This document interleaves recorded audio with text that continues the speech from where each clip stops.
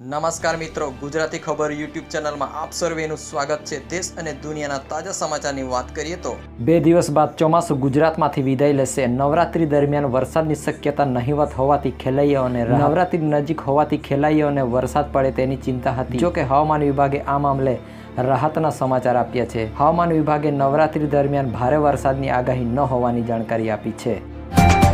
વિધાનસભાના સત્ર પહેલા ભાજપ ધારાસભ્ય દળની બેઠક મળશે। પ્રદેશ અધ્યક્ષ સહિતના આગેવાનો રહેશે હાજર। આ બેઠકમાં ધારાસભ્યોને 2 દિવસની કામગીરી અંગે માહિતી અપાશે, જેમાં મુખ્યમંત્રી અને ભાજપ પ્રદેશ અધ્યક્ષ સહિતના આગેવાનો રહેશે હાજર।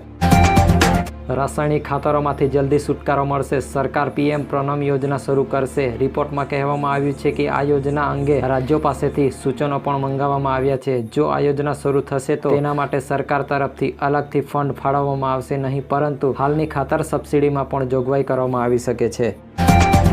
આખરે ગુજરાતમાં રખડતા ઢોર નિયંત્રણ કાયદો પરત લેવાશે। રખડતા ઢોર નિયંત્રણ બિલ પર રાજ્યપાલે સહી ન કરતા તેણે પુનઃ વિચારણા માટે મોકલ્યું છે, જેથી હવે વિધાનસભા સત્રમાં બિલ પાછું ખેંચાશે તે નક્કી છે। વડાપ્રધાન નરેન્દ્ર મોદી અમદાવાદને 30મી સપ્ટેમ્બરે મેટ્રો ટ્રેનની ભેટ આપશે। મેટ્રો ટ્રેનના શુભારંભને લઈને Gujarat metro rail corporation, Ahmedabad municipal corporation અને પોલીસ તંત્ર તૈયારીમાં લાગી ગયા છે। પંજાબના પૂર્વ મુખ્યમંત્રી કેપ્ટન અમરિન્દર સિંહ ભાજપમાં જોડાયા। પંજાબ લોક કોંગ્રેસનું ભારતીય જનતા પાર્ટીમાં વિલય। બોર્ડની પરીક્ષા 2023 પ્રેક્ટિસ માટે સીબીએસઈ ધોરણ 10 અને 12ના નમૂનાના પેપર કરાયા જાહેર। સીબીએસઈ બોર્ડના વિદ્યાર્થીઓ માટે સત્તાવાર નમૂના પેપર બહાર પાડવામાં આવ્યા છે।